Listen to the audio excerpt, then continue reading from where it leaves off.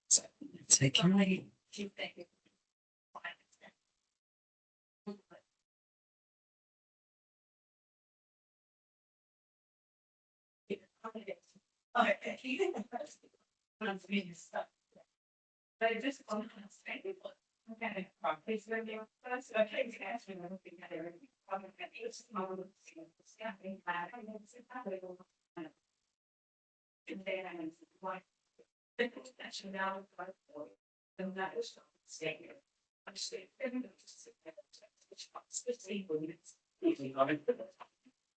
My apologies, James.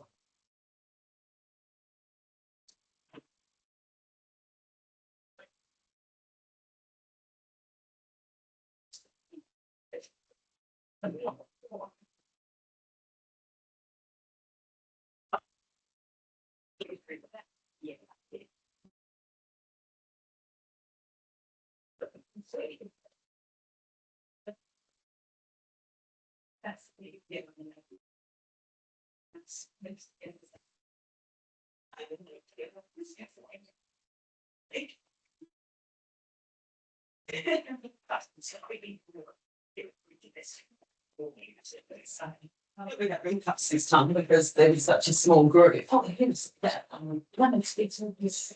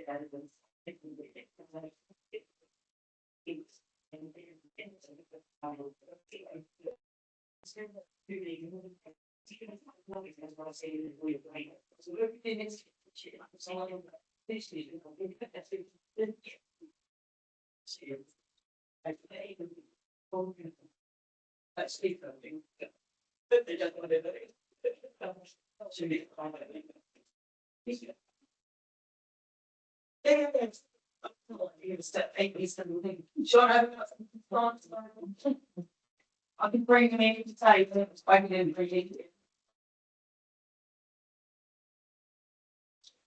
I'm not even last year. I thought it looked like sterling.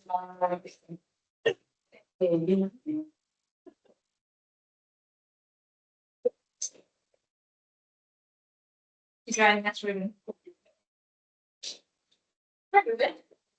I'm silly. I met you a couple of months ago. You probably haven't remembered this one. So that's okay.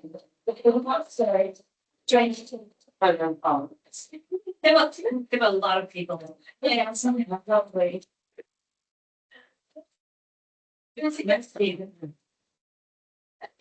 I should be recording.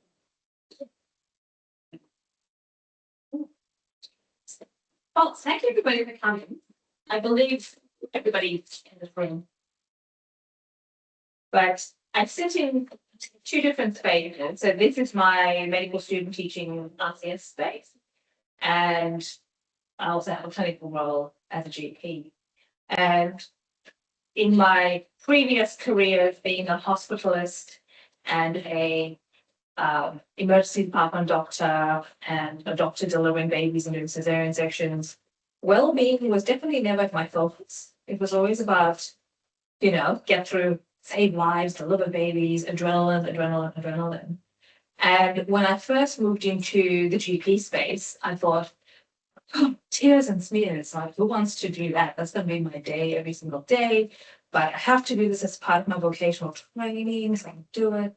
And I found myself in this beautiful space of working with people towards health. And it was an overall health journey, mind, body, and soul. And I found it so fulfilling that, to think about a previous career where I was literally saving lives to a different type of career where I'm actually preventing people from going to hospital, but also making them achieve or helping them achieve optimum wellness. So it wasn't just about saving lives, but maintaining wellness. And then a second part of this is in my RCS journey as a medical coordinator teaching medical students. We had a really bad 6 months where in a period of 6 months, we had a medical student commit suicide. One of my colleagues, medical coordinator, ex-Kimberley doctor, commit suicide. And then the unit coordinator of the university school commit suicide. And it hit us hard as a school about what has happened here. How could we have prevented it? How could we have seen it coming? And sadly, with suicide, we know there's things you can do to mitigate risk, and there's things you can do to identify that somebody's at risk.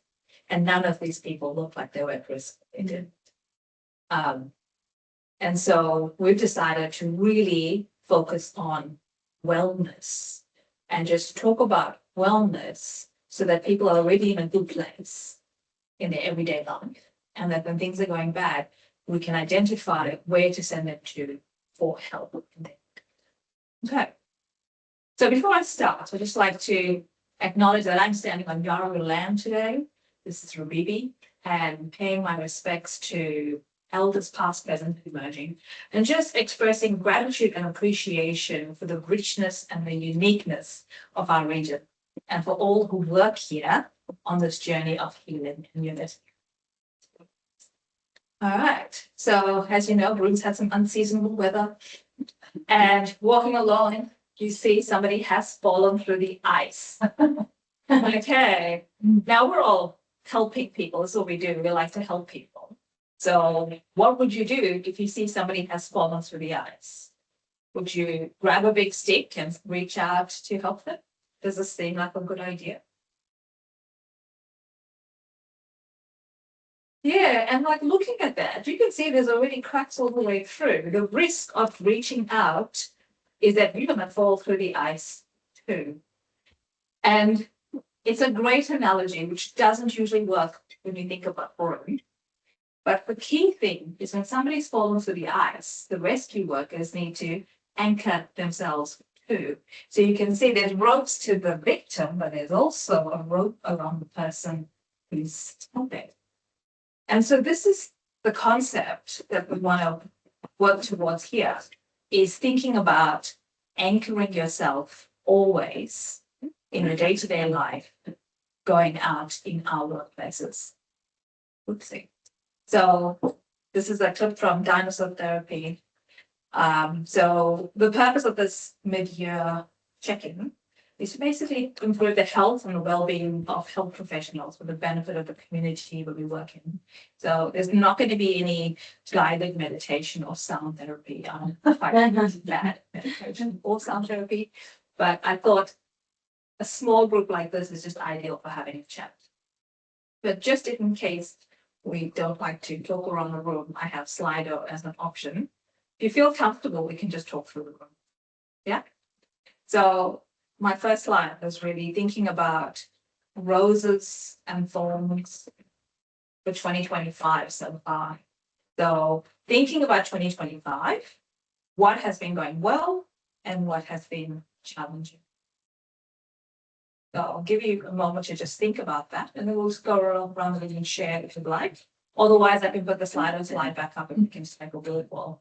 How do you feel, Tim? You're the one who always doesn't like to be challenged. Don't like to be challenged. Like, with the some silly things. What has been to do with it? If you're ready, yeah, no worries. So obviously I moved up to Broome and started a year better. So never been to Broome before. It's such a beautiful place. When I came to work in hospital, amazing people, all the difference, phenomenal. Got to meet lots of people outside of medicine as well. I'm part of the town's footy team, so it's been great to not only have football back in my life, but to meet a great group of girls. So I've met lots of amazing people. I've been to this place and I'm really enjoying the medicine after. I've had a couple of personal things happen to me this year. And I guess being away from my friends, my closest friends and family, that has been a bit harder. My family lives in Victoria and a lot of my close friends live in Victoria. So dealing with those issues whilst being so far from them has been a bit challenging. But I've had great people around me, great housemates. That's my year. Anybody else like to share? Well, for me, going well is we did 2 marathons just recently, and one in London and one in China, and so just doing the training up to that was just amazing, and just achieving that, giving yourself a goal and just getting there to do that, and then doing it so a lot better than expected. Yeah. So that was amazing. And then what's been challenging for me has been work. So I work as an exercise physiologist in my own business, which I absolutely love, but don't have enough patients or work, have enough hours there. So I do work in another job that I don't like at all. So that's the challenge is I want to work in health, and I hear you speak about wellness, and I'm sitting here going, that's what I really want to be doing all the time. But then the challenge is, for 4 days a week, doing something that's not getting me there. So yeah. So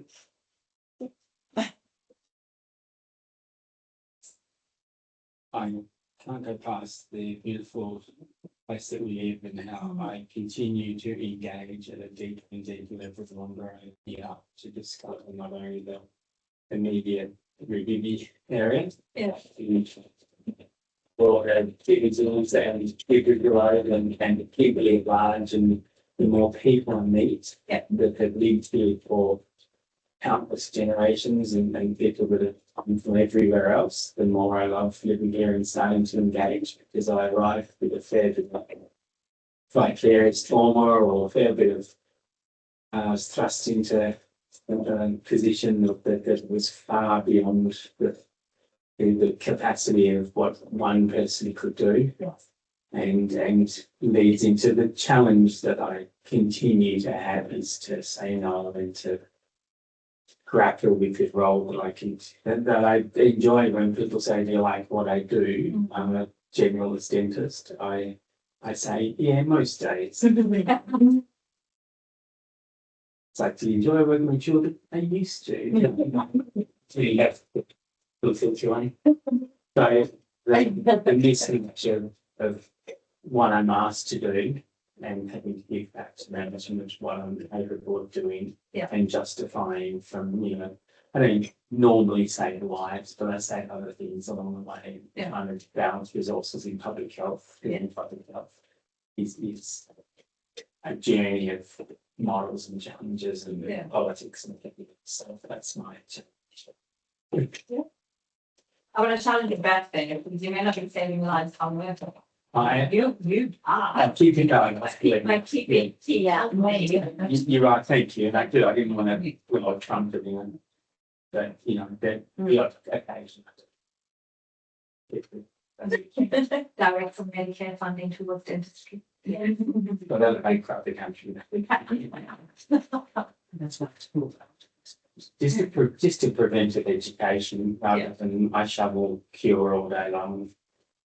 Early shovel cure. It's a bit of funding for prevention of education. Yes. Where it's clearly that. Yeah. Some of you don't know me. I work between actors and the hospital. Mainly maternity until very recently. So what's been going well? Work's been going well, although there's been challenges on both sides. Another thing that's gone well is my eldest daughter has left home this year. So that's not well because it's been a smooth transition for her, not because of the video. So that's been good. having two children living and studying full time in another state because he's 36. So one of the challenges has been needing to pick up some extra work. And I'm not getting with the maternity I would like. So very recently, that's meant going back to the ED after 2 years of not being there. So that's challenging. Because when you left Tasmania, you went PD in Tasmania before you came to maternity. Yeah. Yeah. So that's one of my challenges. And rostering challenges in ITS, which is I'm sure familiar to everyone here. Yeah. Yeah. That's true. That's okay. Thank you. Through comes to engaging. What has been going well? I've also taken on another role working with adolescent boys. That transition is actually going well, doing 2 days of each. Nothing has changed. But I'm noticing that what has been going well, I'm mostly thinking work because it's becoming a very big part of my life, and I've always wanted it part-time. So challenging has been boundaries. I'm back to Wednesday, it's my day off. Most Wednesdays. Boundaries have been challenging in actually isolation. I've been here 18 years now, and I just had one of them exodus years, I call them, where 70% of my intimate circle leaves town. There's always a few leaving, but this is the third round, I think, in the 18 years that a whole big bunch lost, and that is jarring. Yeah. Starting again, and yeah, that is jarring. That is a big change at the moment, and that leads into me not doing enough outside work. Because that is social things and that is lacking. So work gets too big of a focus. And that said, work is going well. So yeah. So everybody has actually said things that I'm going to touch on today. So that's just directed to the beautiful Tilda. So Tilda. Oh. And so as Ruben's joke the other day, she'd been Spain, so she'd never be a But beautiful Ruby, I mean, this is endorphins, because this was I looked after the beach with Tills. The dog, which is definitely oxytocin. So endorphins and oxytocin, achieving something, dopamine, and beautiful. So hitting all the good hormones there. So serotonin, dopamine, oxytocin. Okay. So determinants of health professional well-being. So individuals, we're all individuals. We are part of a community, as Ashwood mentioned, the community is affecting all personal wellness. We have systems that we work within, and then the organization.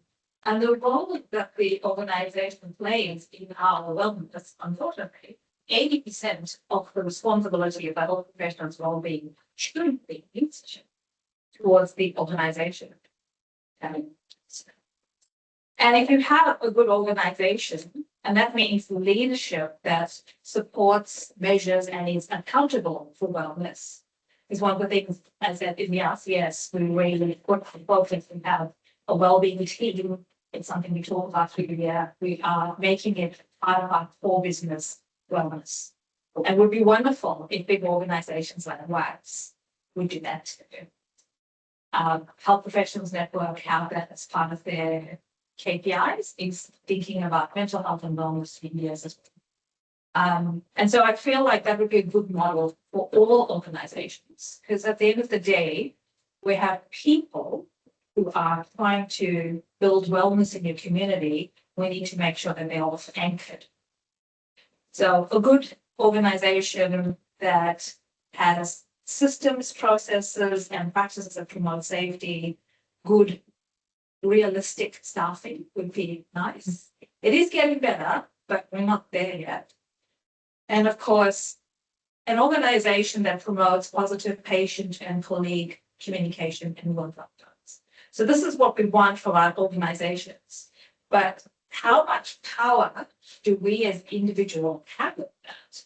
What can we actually control and influence? Well, we can influence our community, we can influence our team, we can actually influence our organization by making sure that we make it clear to our organizations that this is core business and we need to maintain it.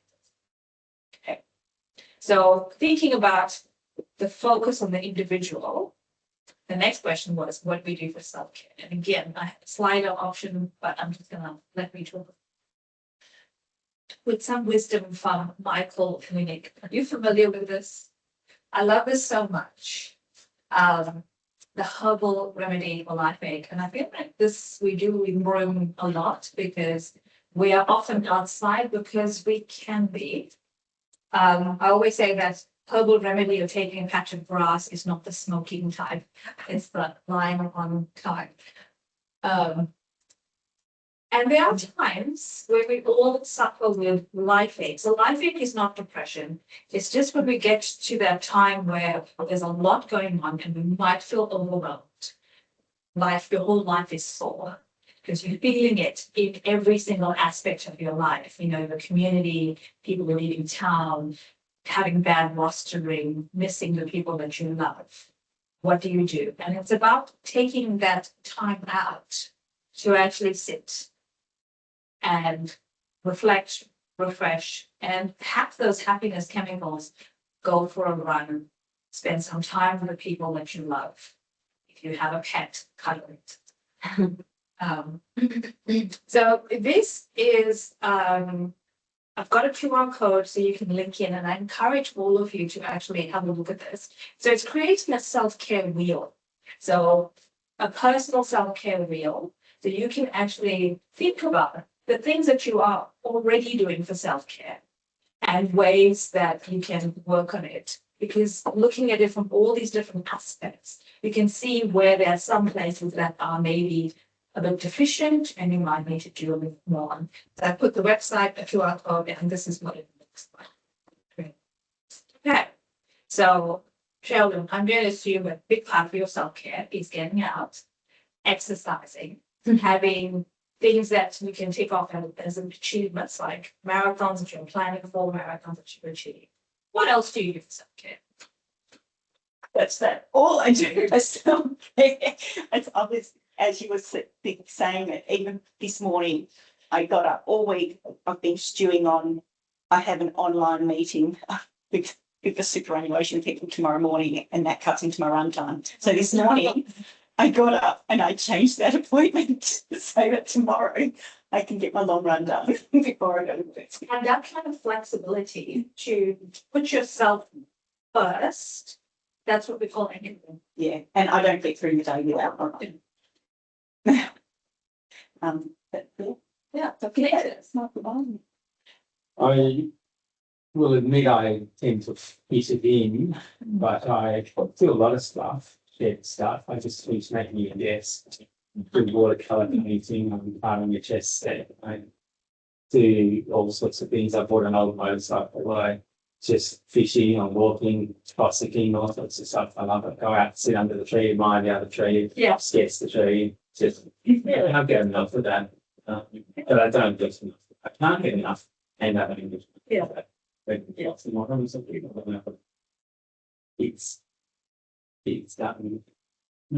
part of my what I perceive my life as being balanced. Yeah. Get up in the morning and have an hour of exercise, an hour of meditation, an hour of cool down, an hour of sleep, an hour of watching TV, and an hour of anything else. And then you get to go together. But then it's that's it. Exactly right. And you'll understand. Well, trying to find the answer there. So mood brings for location and lifestyle, and it's a good problem to have in many ways, but it's an individual thing. And as the Venn diagram said, 80% of the onus and well-being, that's organisational. But it is there's so much that look at what you can and can't do. So I'm working on. So lots of hobbies. Yeah. For me, I really enjoy socialising with friends. So being part of a footy team helps that. Social netball, just going for walks with these with friends really helps. I enjoy reading, so I try to read every night. I love fantasy and fiction. It sort of takes me away from my reality. Reading really good driving at the moment. And other than that, regular exercise. Also. Footy, going to gym. Just finding time is hard sometimes. It seems like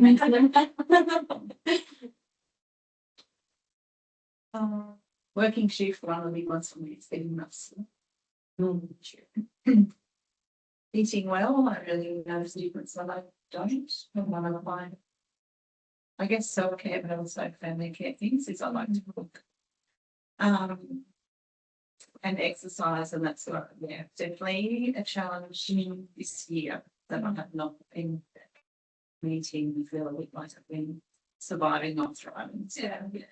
And that's the thing with shift work is how do you fit that in with shift work? Yeah, that's a good question. Sometimes you do and sometimes you don't. It's fine, it's good. Some people are better. And you be the boss of it, not like the priority of the work imposed with the shift criteria and not just let all the rest go out the window. Yeah, sometimes you sacrifice some sleep to fit in the exercise. And that's another struggle. It's not bad. Yeah, I'm looking at that and I'm thinking that the green to red bit I do. Blue and purple probably not really on my radar. And I've had some health issues. I've been really tired for the last year and I've done very little with my garden. I survived and it's fine. Corporate hasn't received much love. I'm getting better. So I'm getting back into the garden of greens from the so it's getting better. So I'm hoping to come back to purple. Yeah. And I'm thinking a lot of the things that I do that are self-care are because I know I must do them to function. Yes. So yoga and exercise, and meditation actually, I've learned the time that you meditate or do yoga, you do not need to sleep. So when I learned that, I slept 9 hours. And when I started exercising, I needed 8 hours. And when I started meditating, I needed 7 hours. So my argument, I don't have time, literally went out the window because I learned my sleep need is lower when I do these things. So I now do 20 minutes of yoga every night before I go to sleep, even if it is 11 or 12. Yeah. Because I know I don't need it for sleep. And that is a massive motivator to just do what you want the next. But yeah, it's all, I got this machine going and it's time to commitment rather than, hey, do I have enough for myself and let's do something nice. Yeah. So there could be more of that. So I'm thinking I'm gonna do it.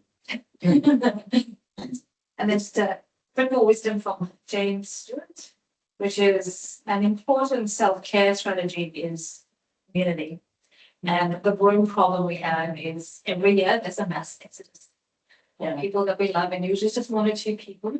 Like for me, every year it's 10 students. I don't think that's this year, but you know, it's hard. And it's like learning how to build new community every single year. But it is an important self-care strategy to build. Like I found when I was first living in Rome, just this constant farewell parties. After a while, I got to a point of actually just not wanting to even learn a new person's name, because how long are they going to be, you know? And then realizing that's actually not good for me, and it's definitely not good for the new person.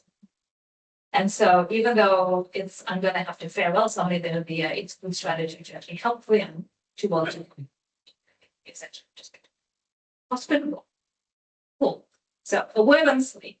So, sleep hygiene, you probably have heard this before about lights and all the things, but just remembering to practice it. The sleep is important for emotional regulation, for creativity and performance.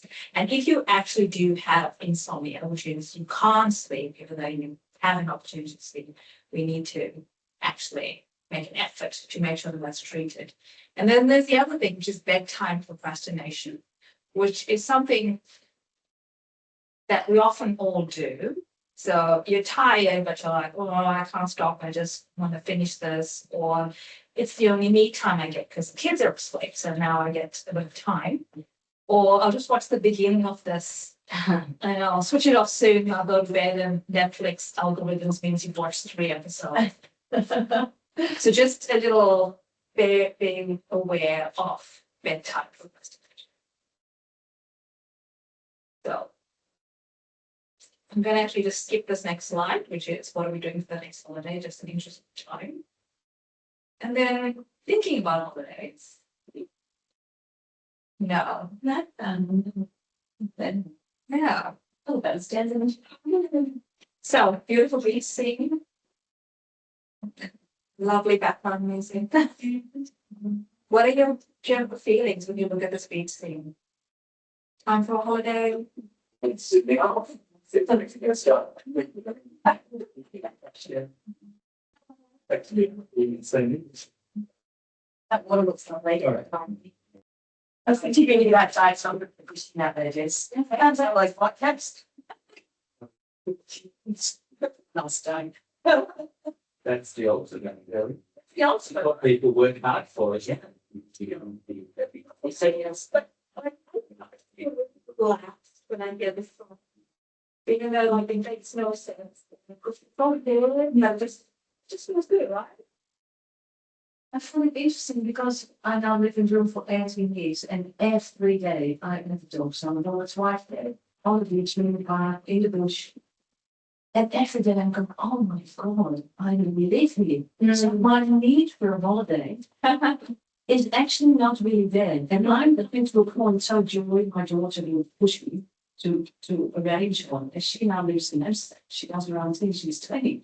And I'm going, I should go for a holiday. When do I want to go? Do I want to go on my own? Why would I not? I want to be at home. Yeah. So I'm actually now struggling to discover what does a holiday mean to me because I love being here. Yes. And I know being away is good, Yes. but there's not enough. So this was my fantasy as I grew up. Swimming down there in Tobago, I thought was beautiful. Now I could go when I was 25. And Yeah. I thought, it's not nice at all. Blue is 10 times nicer and I don't even want to go there. So that's interesting. Now I'm going to show you the same scene. We just change the background music. What are our feelings now? Well, man, Jobs. Oh, yeah.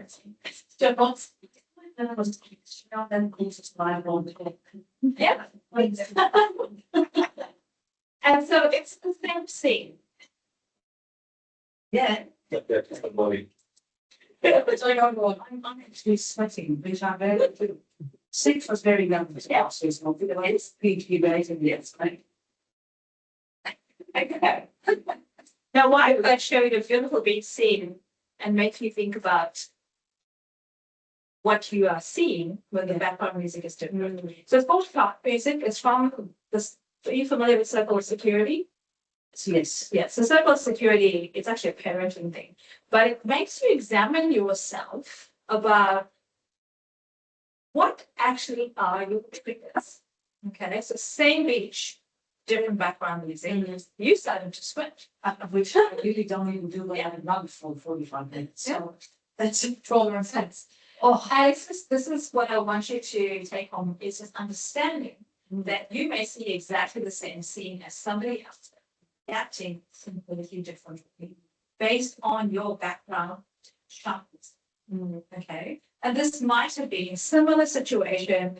You have a patient who is just like completely traumatizing everybody in the department, and you don't understand what's going on here, and then it sits with you. Then later on, you see a person who's not behaving the same way, but looks similar, and that trigger is there at the back of the mind, and then you are reacting differently. So understanding that in our roles, at the end of the day, we are still emotional beings, and we bear our emotional selves through our clinical interactions.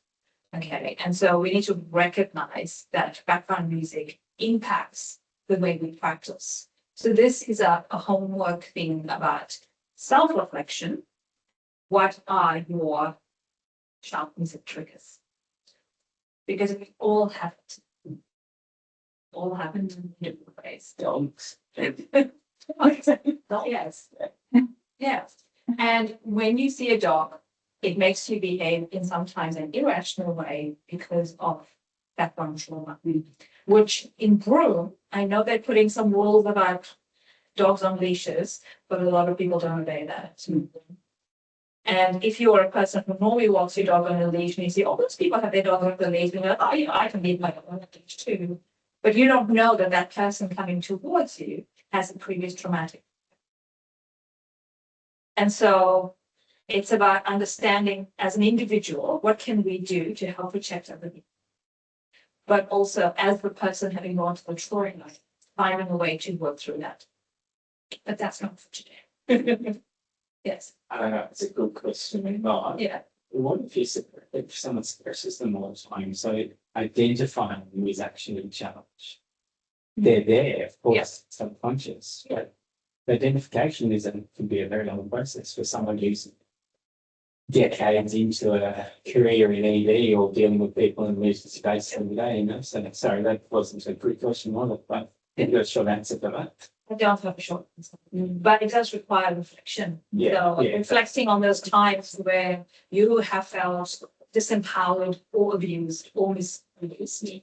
And that might have been a professional interaction, or it might have been a personal. I think what happens is that your nervous system operates at a heightened level as a standard. Yeah. And it probably makes you a less clinician.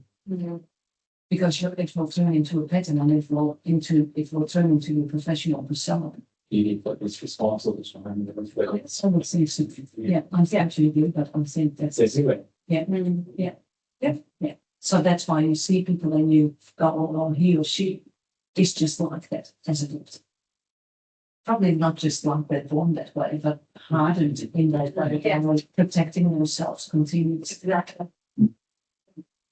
So I apologize, Sharon, but this is my silver slide. I've run past you in that time, so not feel threatened here. It's still cross on the other side of the road, but don't feel threatened. This was my achievement of having made it to the top of the dunes, and she was like, okay, now we have to go down to the base. How did that look? So the time here was about, I wanted to give you time to actually reflect on your personal sharpening thing, and I might not do that. To get you Just driving notes, not Yeah. us. There are some balls out of it. So good. So now we're going to just move into professional strategies to prevent burnout. So the main things in thinking about, you know, how I said, as an individual, we need to think about things that we can control. So in your organization, it's finding a mentor or supervisor that's willing to give you feedback. Okay, because if you are always judging your own self, you don't know if you're doing well or not. And that can lead to some negative self-talk. But if you have somebody that you trust, who you can spend time with, like we all need mentors in our various roles to talk to about how things are. Do you have them? Maybe. Not as in your so I'm the energy provider. Yeah. For camps. Yeah. On any level in the profession, when I ask, do you have clinical supervision? I get a blank face look. Whether it's allied health, GPs, Yeah. it doesn't matter. I get a blank look. So in the general practice space, we have something called valence groups, which is you can Get peer support. it's peer support and you can talk about your cases and you can it's facilitated by the RCGP and you can talk to people across the whole country. It Fantastic. doesn't have to be local. Okay. But there are opportunities to create them in your local networks. But then it's patient related, right? Yeah.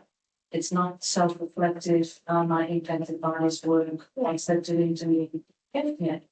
And so like we recommend having somebody that you trust and you look up to and approaching them. And this is the trick of it. Approaching them, I'm going to be your mentor. So in med school, you guys get allocated at uni, and then here when you get allocated a mentor. But we always say to the students, you get allocated a mentor, but you can talk to anybody that you trust. Because it happens. Yeah. Ensuring that you have training dealing with trauma comes from a position of actually reflecting that there is something there that needs to be worked through. And then if there are events that happen. So normally when there's some big events that happen, there's normally some form of debrief that will happen that's facilitated by the organization. Very good. That's very good. Big events, yeah, usually big events that result in debriefing and causes trauma and needs to be debriefed. And we do the hot debrief and then a later debrief with everybody. And it's about cultivating open and supportive dialogue. So this is the tricky thing in a team is how do you cultivate open and supportive dialogue? And if you don't trust your colleagues and your colleagues don't trust you, it's hard to do that. And this is part of the building community, which is a bit easier to do in the room because you bump into people in various circles. So is a good way to do that.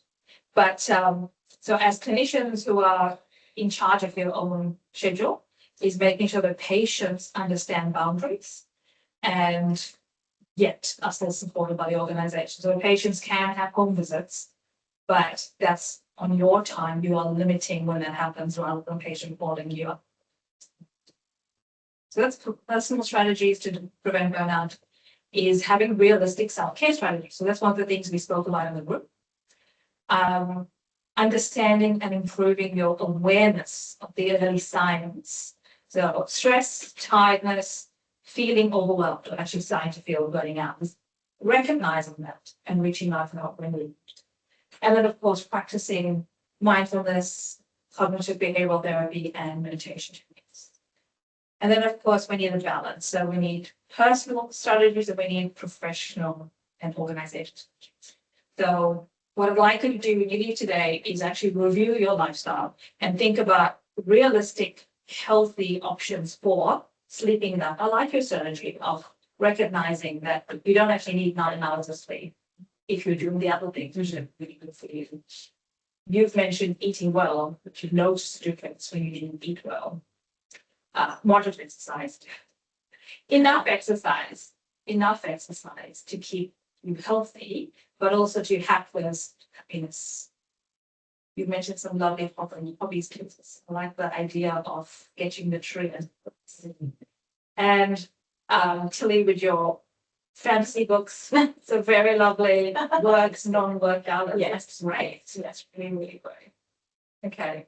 And then in the professional sphere, so some of you have mentioned that there is some dissatisfaction at work, and it's because not doing the things that you love or doing too much and not having the balance of rosters that you would like. So reviewing that and just making sure that you are taking care of yourself this things. And then my final thought slide is thinking about this second half of 2025. What are you looking forward to?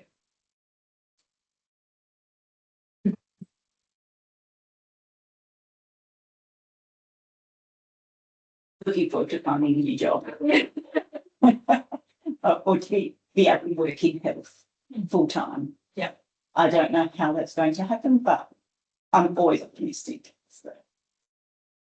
And the challenge is trying to find that.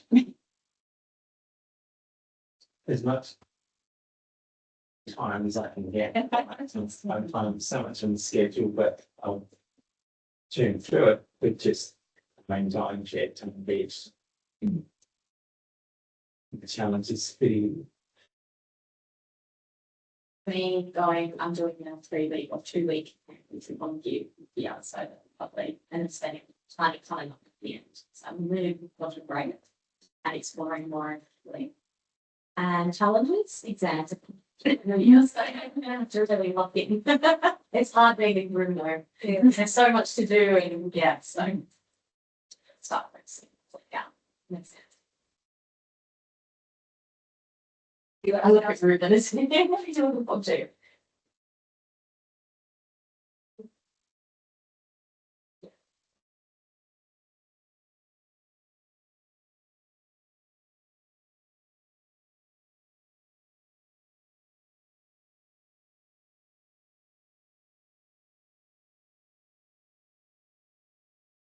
But also with the general school, be a chat.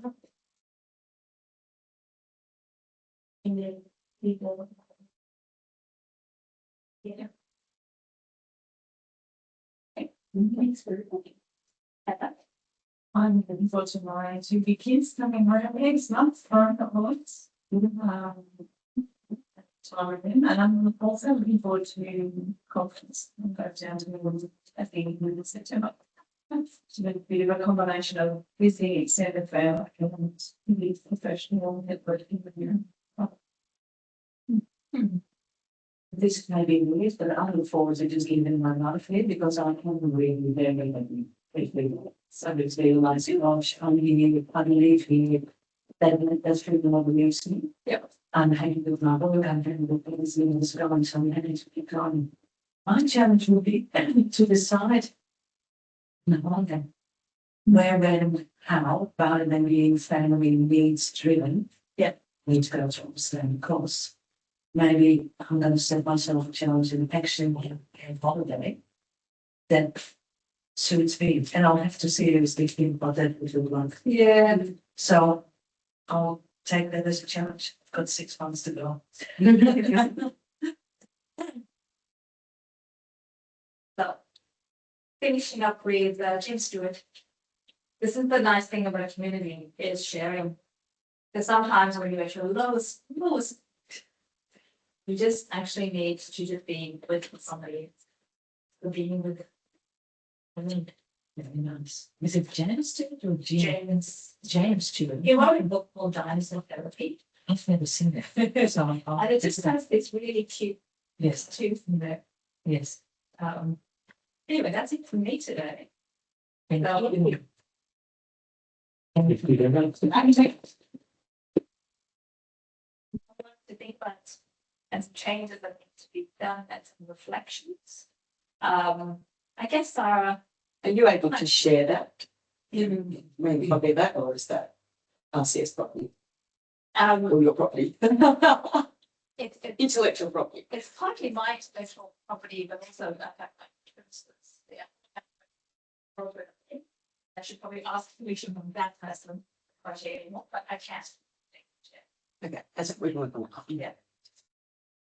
Thank you so much, Des. That was Nice really, start to the day. it was really interesting, and yeah, lots of self-reflection there. My little brain was going round and round, so I was in and out of it, but thank you, and thank you for giving up your time, because our presenters do this for nothing, for the love of it. For the love. For the love of it, and I know this means quite a bit to Des, because I said we're personal friends with one of the people that did take their own life, and I knew the family very well, and we were very connected, so it was a big shock, and I would have never ever picked it either, so it was big eye-opener, so that's all. Very good, so thank you very much. Enjoy the rest of your day. I have heard that the songs out there, so grab one, and if you want to use the air fryer, it's just a couple of minutes and you just whack it in.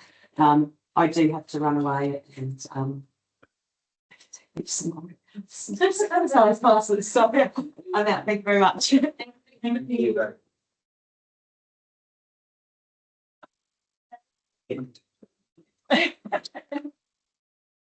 If you have